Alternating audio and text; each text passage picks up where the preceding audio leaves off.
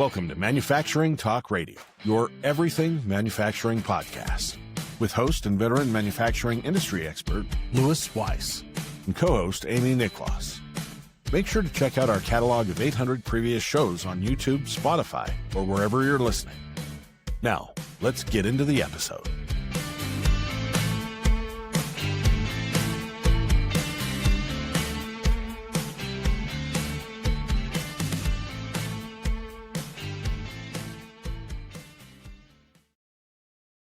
Welcome everyone today for the Manufacturing Talk Radio with Lou Weiss, myself, and Amy Niklas. And we have the two chairs of the Institute for Supply Management, Susan Spence, who's the manufacturing chair, and Steve Miller, who's the services chair. And we're going to be doing it used to be called the semi-annual report. It's now called the Supply Chain Planning Forecast. So just to give you a clue on how the report is going to come across this report.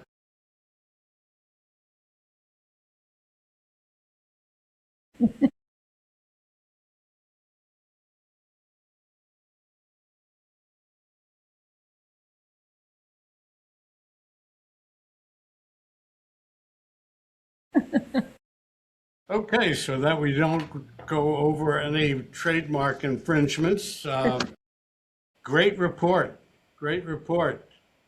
Susan, let's start with manufacturing, or we'll have a mix and match with supply chain and manufacturing services. Go. Sure. So yeah, indeed, let the good times roll. The optimism that we started to see in December has been surpassed with even more of the same for manufacturing. So as you could see in the report, the percent increase our panelists expect to see with regards to things like revenue almost doubled. We're up to expecting an 8.5% jump in revenue versus 4.5%. The production capacity that we thought would be, that this panelist told us would be up about 5.2 for the year. It's looking more like 9.7. The operating rate likewise up to about 87.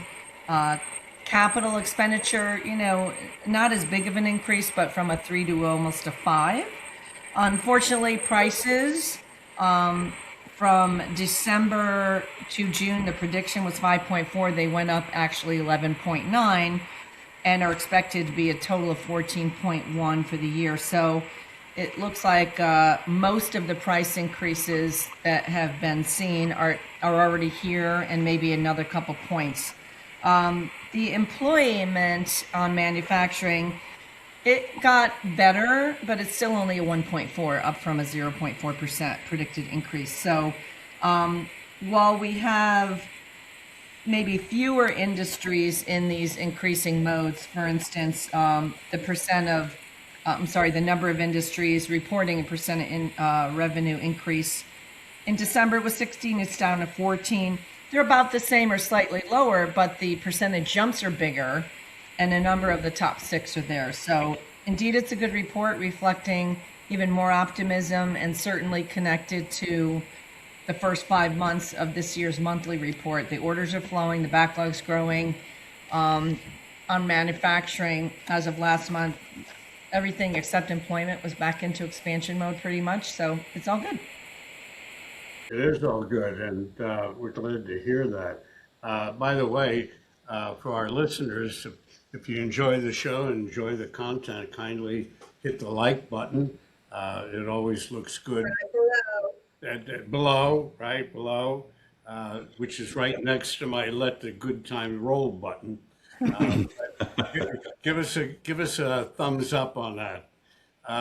That being said, we also would like to hear from Steve about services.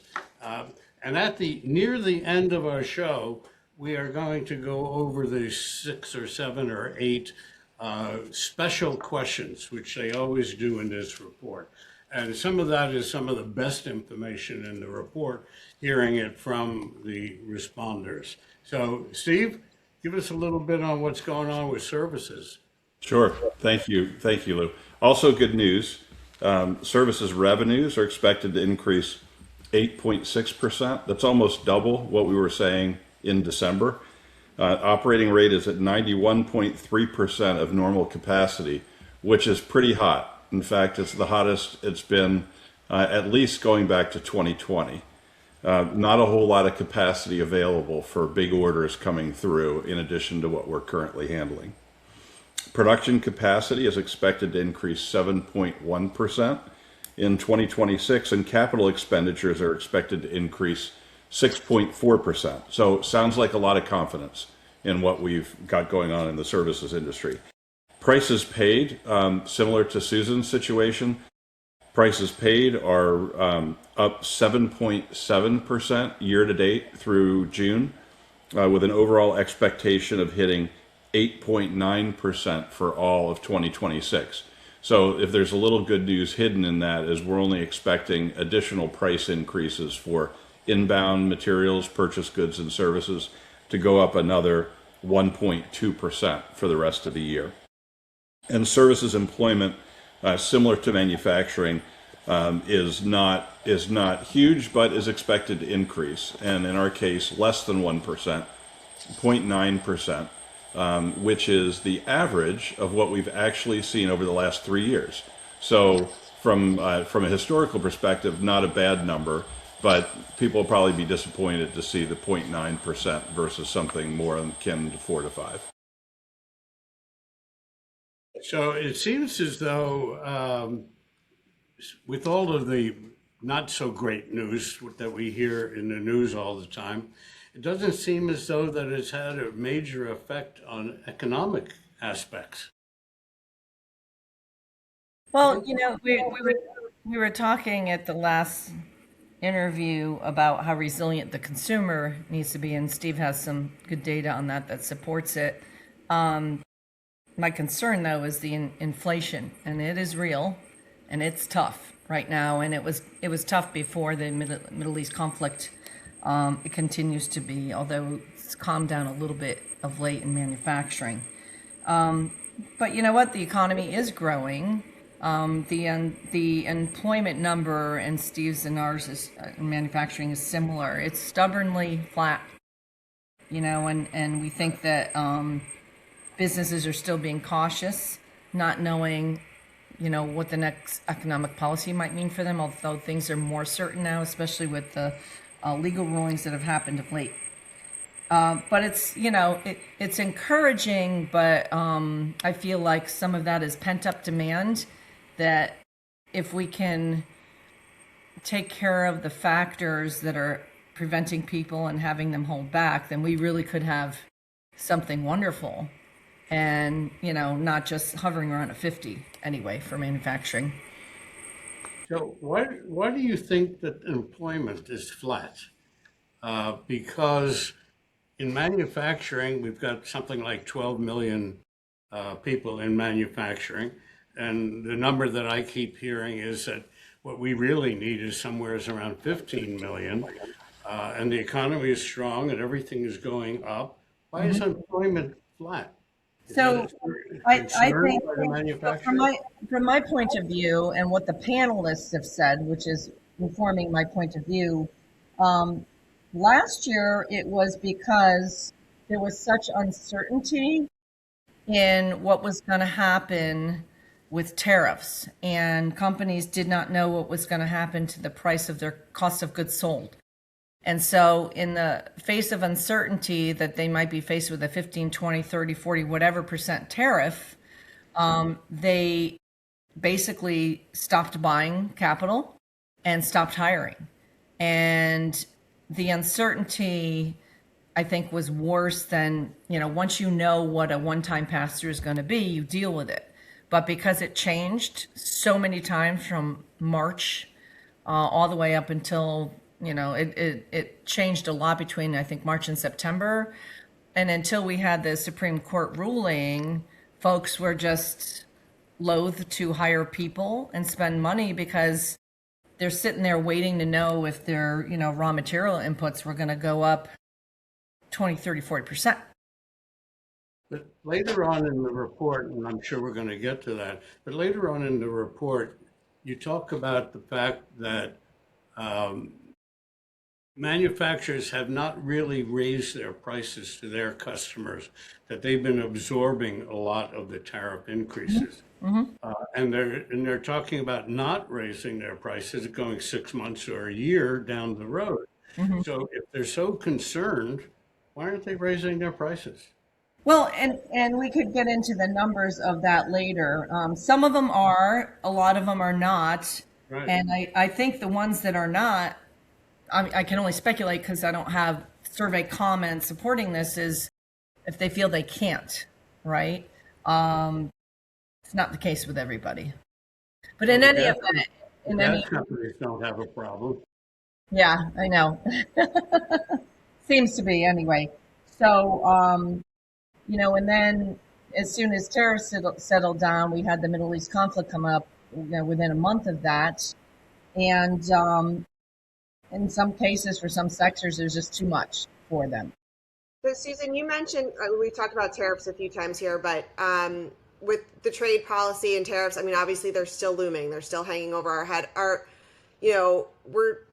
Are manufacturers finding workarounds for that? Are they still like a big wild card for what's coming up? What is that? I think so. And what they've told us in the monthly surveys is up until January, February timeframe, they just weren't getting a lot of new orders. I remember one transportation equipment panelist saying, normally by now our customers would be replenishing the fleet. Now they're doing, only one or two vehicles or whatever they can get away with to keep it to a minimum, because they're worried that, they're going to order something and then tariffs go into effect, or maybe there's another new tariff policy that they hadn't anticipated and now they have to cancel orders, right? That was just one example.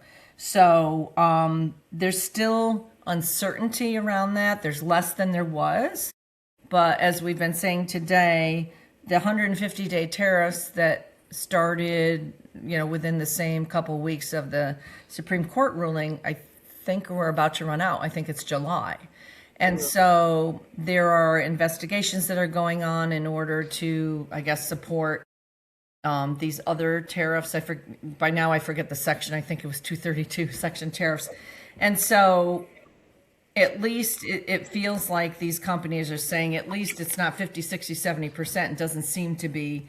So maybe there's more rules around the type of tariffs that they could have, because there is actually a section of the code that addresses it.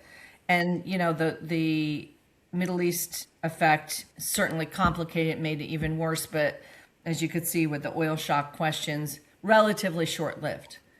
In the meantime, on manufacturing, and I want to give Steve some time to talk, there's still, as of last month, 43 commodities, as you guys know, that were up in price, and a whole lot of shortages. So The U.S. dollar, they're predicting that the dollar is going to continue to strengthen.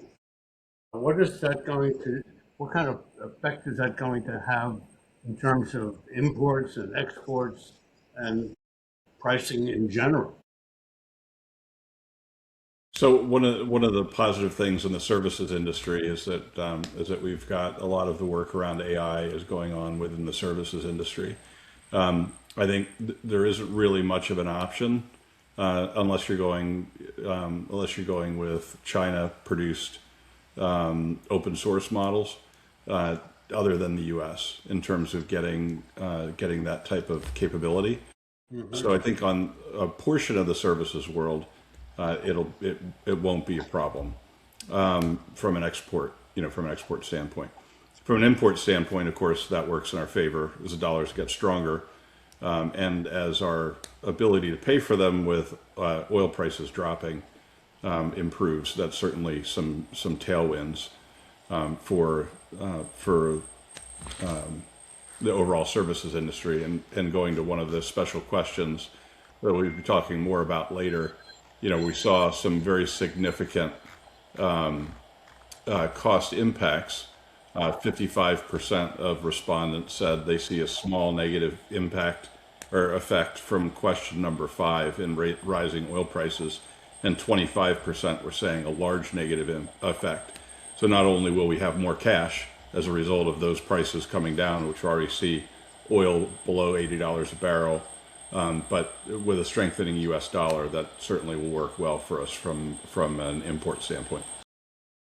You know, it's kind of interesting. This past weekend, I was up in Connecticut with my family, and the gas station pricing, it was about $1 a gallon cheaper in Connecticut, which is in itself amazing because Connecticut tends to be more expensive, sort of like California. But it was $1 a gallon less. I was amazed. I was amazed. Yeah, it's happening fast. I'm not sure why, because the supply chains don't work that fast. No. But it was nice to see them come down. I think traditionally, and this might be off, but from my days buying jet fuel at FedEx, it was about, maybe about 6 weeks after a published crude pricing before we saw a change. And, likewise, I went off to Europe for vacation where I paid $8 a gallon, but I'm not complaining. I drove a hybrid and I didn't have to fill up much. And then by the time I came back and like within a week, it was just very different. So and that's perhaps why, likewise, Steve said 55% for services, 46% of the survey takers said small negative impact for manufacturing as well. It's relatively quick for that one to drop back, so that can impact transportation costs certainly. And then there's the other derivative costs. But aside from that, we still had, 25, 30 commodities that were up in price even before the Middle East conflict. So the inflation thing is still a thing. Well, and some of it is what I've heard called opportunistic pricing, which is another word for gouging, price gouging. So that does exist. And I've actually been in a gas station recently where while I'm there, they're changing the prices. So I asked Here comes Lou. do I get to pay the lower price or the higher price? He says it depends on how long it takes me to fill your car. Well, you'll be happy to see that that also in the survey on the pricing response to oil shock, the question was our costs will not be affected, or one of the answers was our costs will not be affected by the oil price shock, but we plan to use it as an opportunity to raise prices. Correct. I saw 0% of manufacturers said yes to that, and 1% of services said yes to that. So it's a good sign. I did see that. Whether they're telling the truth or not, we don't know. But right, very interesting. So We can be hopeful. So let me ask you this. So one of the things, Susan, we talked about was 82% of manufacturers expect revenue growth, but 17% are still expecting declines, averaging that 12%. Yeah. Can you give us a little more insight into like who those companies are and what separates the winners from the ones who are kind of lagging behind? So we're never going to tell you who the companies are because it's anonymous, but I can tell you who the sectors are, right? And that's in the report as well. So if you know who the 18 manufacturing sectors are, 14 of them expected increase in revenue. That means 4 did not. The 4 that did not expect an increase in revenue, the 4 sectors: textile mills, apparel and leather products, wood products, all of that makes sense.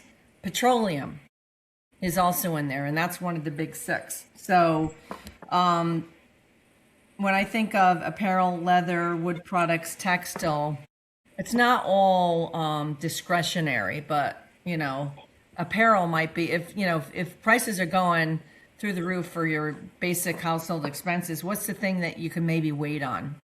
Yeah. Maybe apparel, that sort of thing. But the good news is that 14 of them did expect to increase in revenue, and that's good. You could argue maybe petroleum's had their increase in revenue, but it's pretty short-lived, right? I'd like to touch base about profit margins, because that's kind of interesting. The profit margins, seemingly the bulk of the people, the bulk of the manufacturers, the bulk of the services, they say that it's going to be the same or better. That's about 70% of the marketplace. Meanwhile, costs have gone up, They're not raising prices because of things like oil and tariffs and so on, and yet they're still looking at this second half of the year as increased profit margins. You know why that makes sense to me? Look at employment. The employment is flat. So if you're managing a budget, so I haven't, I've been retired for a few years, but my single biggest line item in my budget was people and SG&A, right, and benefits. So if I can do without backfilling and preserve that part of my budget, then my contribution to the company is going to be not to cost more, right?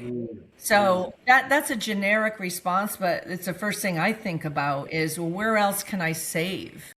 Well, if I can do the work, or if I have AI tools that can do the work, we're not there yet in manufacturing, then there's a way to preserve the margin that way. Mm-hmm. You agree, Steve? Totally, because we're seeing 8%, over 8% growth projections for revenue. We're seeing a similar number, just slight 8.9% in prices paid, but that's a very small percentage compared to labor in terms of our total cost of operation. So if labor is flat, we're projecting 8.9% revenue growth, or 8.6% revenue growth for services. We'll have a bunch of that in our profit margin. I think that profit margin, those dollars, the free cash flow, will be put back into capacity increases based on the way we're seeing the numbers come through in the reporting.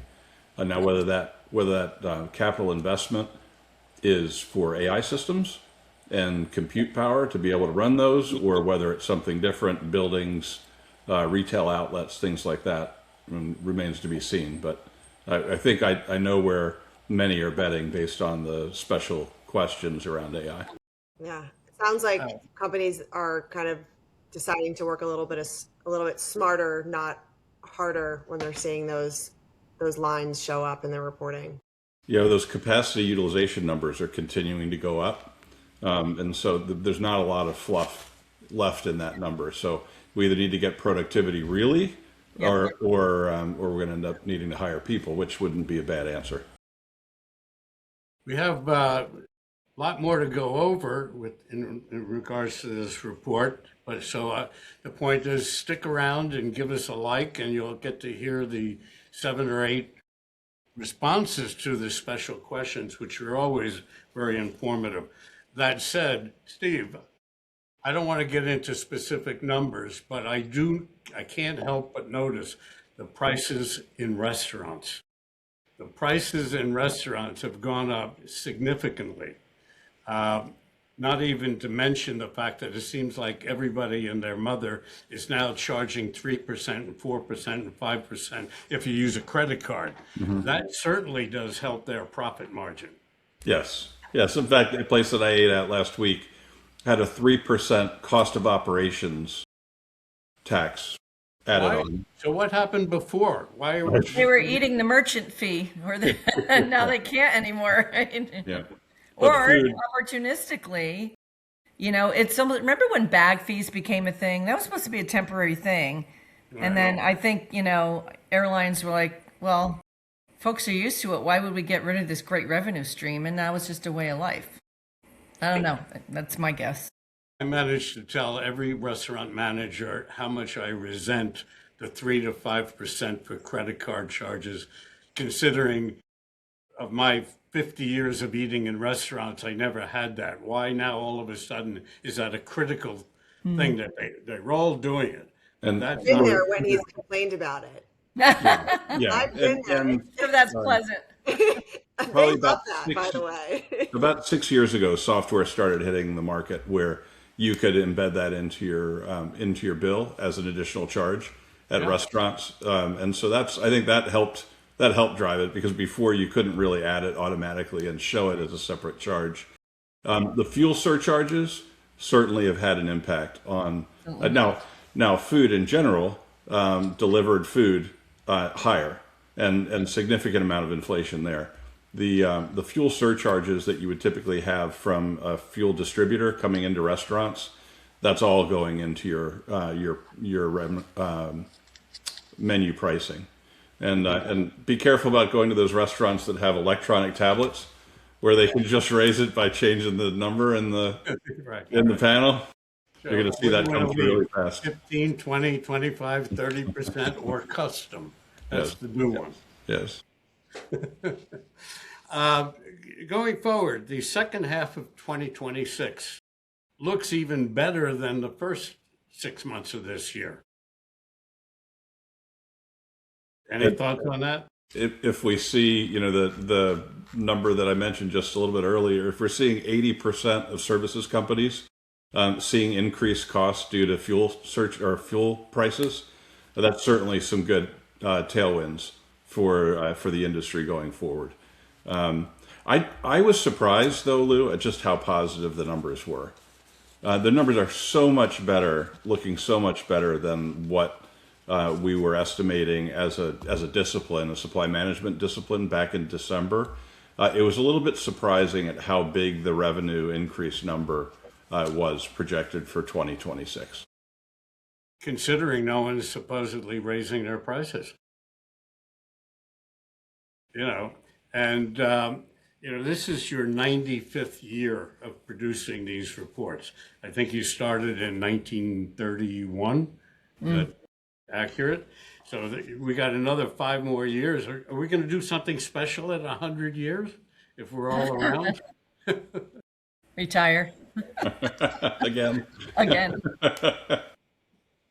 Lou, back to one of the questions you're talking about just in terms of the economy overall.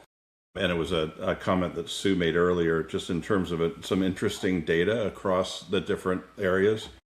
Retail trade, construction, arts, entertainment, and recreation, a combination of food services are all coming up repeatedly as very positive on the list from top to bottom, the highest growth industries for increased revenue. Well, so mining is there at the top which is not a surprise, right?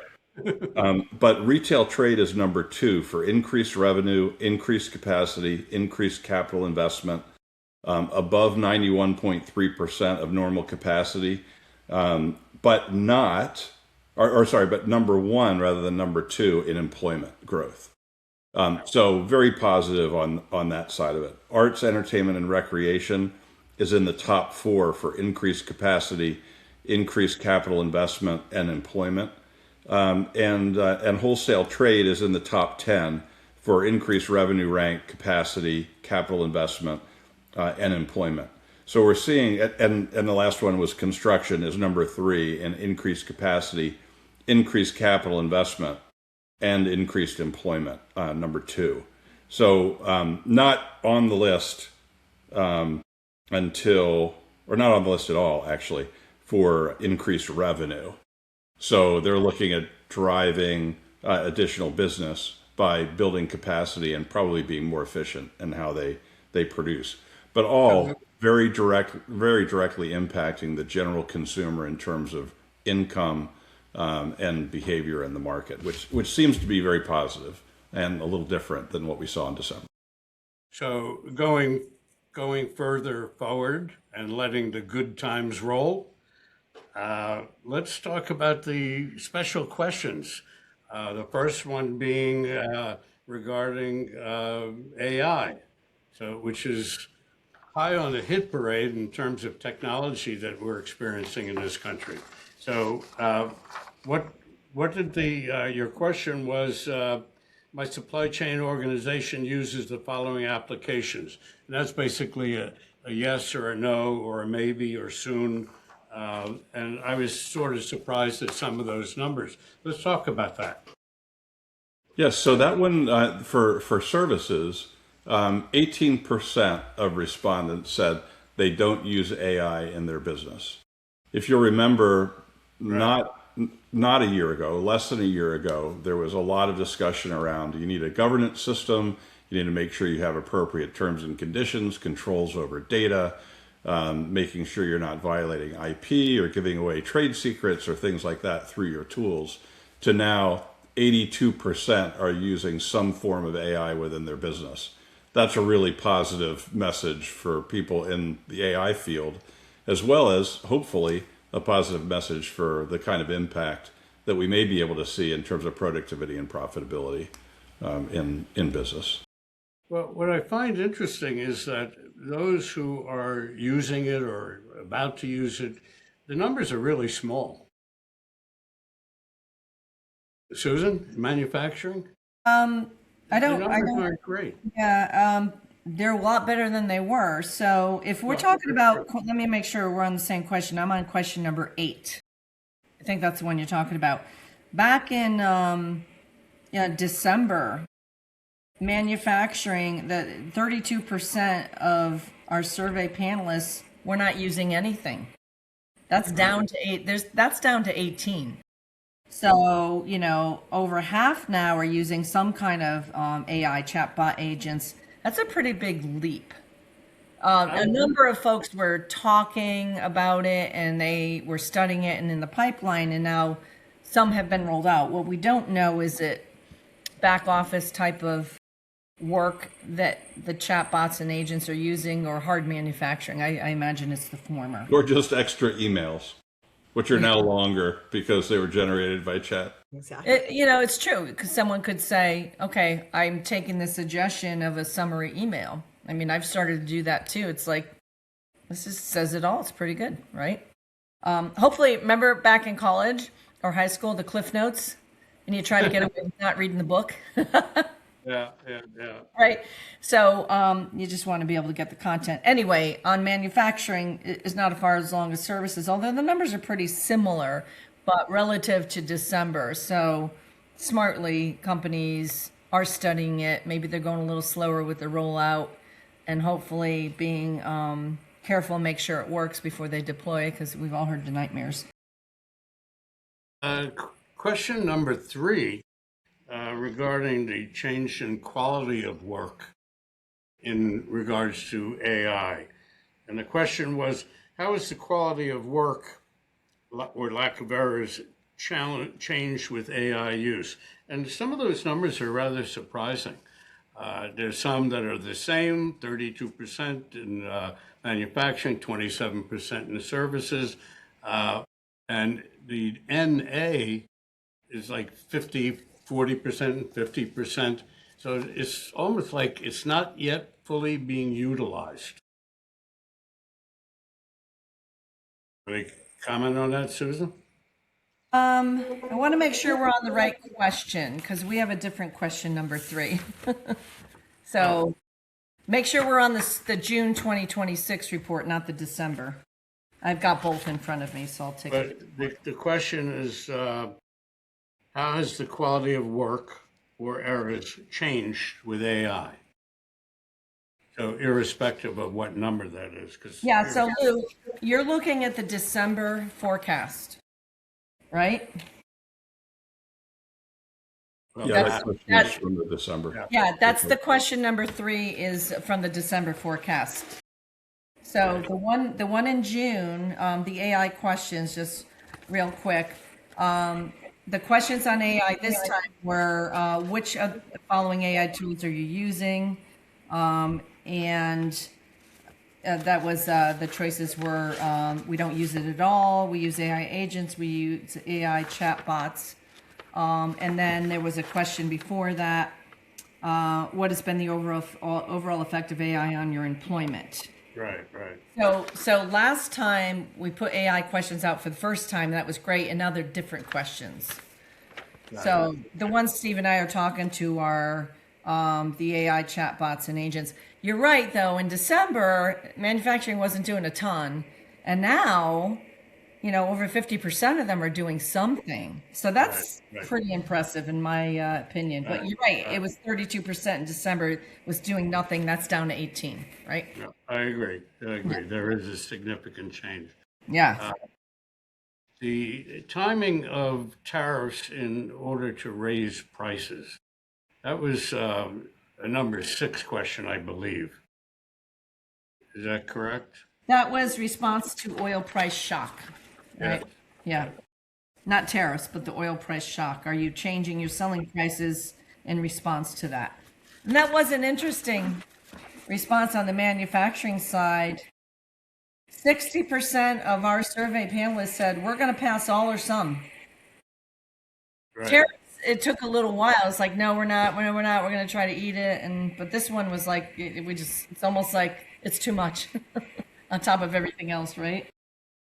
There seems to be a fair amount of reluctance about raising prices as a result of tariffs.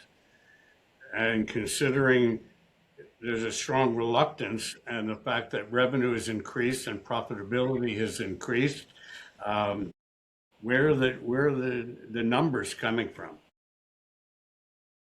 I guess it has a lot to do with flat employment. Yeah. Well, so if you look, and Steve needs to answer this for himself, of course, that question, which is question number 2, back in May, and that was what we were in month 2 or 3 of tariff chaos, and people couldn't believe what they were seeing. It was a total of 87% said we're going to pass on some or all. It's still like 72% are saying they're going to. But, a lot's happened in a year, right? Yeah, we're seeing inflation creep up just a little bit. Yeah. And, many companies aren't raising prices because of tariffs. They're raising prices because they want to raise prices. They want to generate more income. Well, they have to. Yeah. Yeah, so tariffs for services companies are a small percentage of, a small percentage of a small percentage, really. Yeah.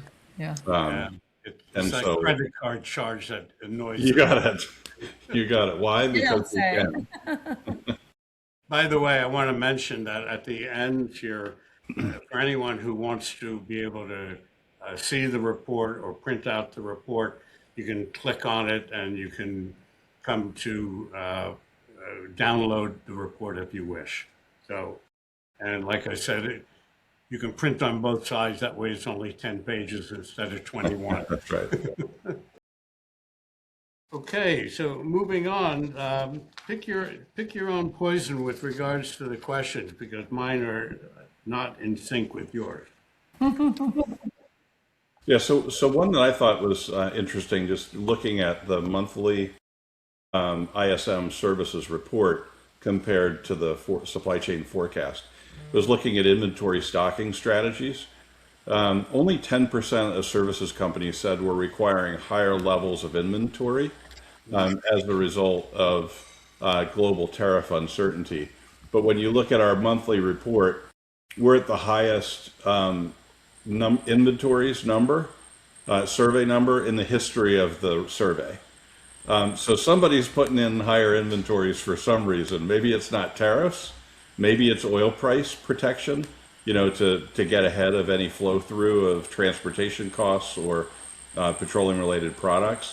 But that one for me was very interesting, and the special questions, looking at that versus what's really happening around inventories and the sentiment saying, you know what, a 62.5 isn't a bad number because we ordered all this stuff to make sure we'd have it and have Right.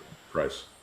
And likewise, manufacturing, if you look at that same question, which is topic number 1, the flip was in May, which was, again, month 2 or 3 of the tariff saga, lower levels of inventory, not many, 17%. Well, now it's 49%. We're just not stocking those high-priced goods.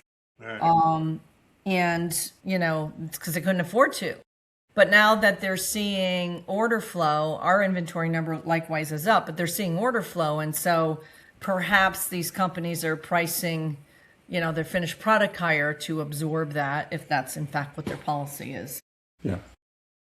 The question regarding reshoring, I found to be rather interesting in the numbers of people who are not necessarily looking at changing their vendors. They are looking to change perhaps countries that they're buying from, but that could actually be, that hole could be filled by instituting tariffs on everybody. Yes. But the point is that it seems as though between 60 and 80% of companies are not looking to change their vendors. Yeah, and the manufacturing panelists have been telling us For sure, last May and June, you have to look at it. It would be irresponsible not to. But by the fall, largely, it's like it doesn't make sense. We're not coming back to the U.S. It's still cheaper to go overseas, even though it's not as cheap as it used to be. And so the message was the economic policies have not resulted in this big reshoring effort. And that's not just because our survey respondents say so. There's lots of articles I know I've read, you guys probably have too, to say it hasn't resulted in it. Right. So and these survey, back in May of 2025, yes, we're actively looking and reshoring was 27% looking, but only 15% are looking at it now. Right. So they've looked, they've studied, it's like it makes no sense. And no one's really talking much about it, but I've been kind of tuned into it about the import logistics, the cost of shipping goods by ocean has gone up significantly, and they're still not looking necessarily to reshore. So when COVID happened and you couldn't get a shipping container, oh my gosh, I remember just looking at a shipping container company that was going to try to start up in Memphis, Tennessee. And a shipping container is not a very complex product. It's welded metal. Right. They couldn't make it work. They couldn't hit the price point of China. Even with the doubling of shipping container price and, how long you had to wait, they still couldn't touch them. Yeah. Not surprised about that. Well, all in all, we're letting the good times roll. And I want to thank Shirley and Lee for that song. And then Ray Charles, of course, made it famous at the end of the 50s. And I'm not going to, Amy, I'm not going to play it again. I don't want to break any trademark rules and regulations. Thank you. Do we have any final comments? Steve? I'd say, that we talked about chatbots and using AI. For anybody who's good at chatbots, get all the emails and phone numbers of the suppliers who came to you and gave you fuel surcharge price increases, and be ready to run that bot to send it all back to them saying, give me my new rate card, because oil's back under $80 a barrel. Right, yeah. Susan? I like the report. It makes me feel better about the month-to-month optimism we're seeing. And hopefully, we're going to accelerate the expansion with reasonable economic policy. Folks just have to listen to the people on the front line, these purchasing managers. They know what's going on because they're living it every day. So please pay attention and believe folks when they tell you this is what's driving them. Or not, right? I suspect based one last on... question for you, just from the consumer standpoint, for the everyday person, maybe someone who's not working within manufacturing. What does this report? I mean, it's great hearing all of this positive feedback, but as a consumer, what do you think we should be expecting or looking for based on what you guys are talking about and how that's going to affect manufacturing? Yeah, two things for services anyway. Two things that I'd expect. One, you're going to see gas prices come down to a more normal level, where they were probably the end of last year. And the second piece is don't expect to see prices for goods and services to go up in the second half of the year, the way they might have in the first half of the year. If they do, go to a different service provider or seller, because the survey information that we have is 1 to 2% between now and the end of the year. But not going back down either, unless, except for oil, which that one goes up the quickest and did back down the quickest, thankfully, because it's very shocking, those numbers. But the price increases we're still at, 82% for a sub-index. So buckle up, right? To Amy's point about the everyday consumer, all of this news that we're putting out there is all positive, but yet the housewife going shopping, she's spending more, the gas is costing more, even though the barrel price is now down to $80 instead of $115. They still have to deal with this issue. Well, as a part-time housewife myself, I like Steve's answer the best. So we're going to go with that, where we're leveling out, not to expect too much more, and gas prices should go down. So I'll take that. Okay. And again, folks, if you like the show, you can print out the report yourself. Just hit the button and you can get to the report and print it out. And I thank everybody for being here. Great report. Let's keep the good times rolling. Let the good times roll. I may wind up listening to that in the car going home tonight. I love it. Thank you so much, folks. Appreciate the attention. Thank you. And Thank you. thank you all. Take care now. Bye-bye. Bye.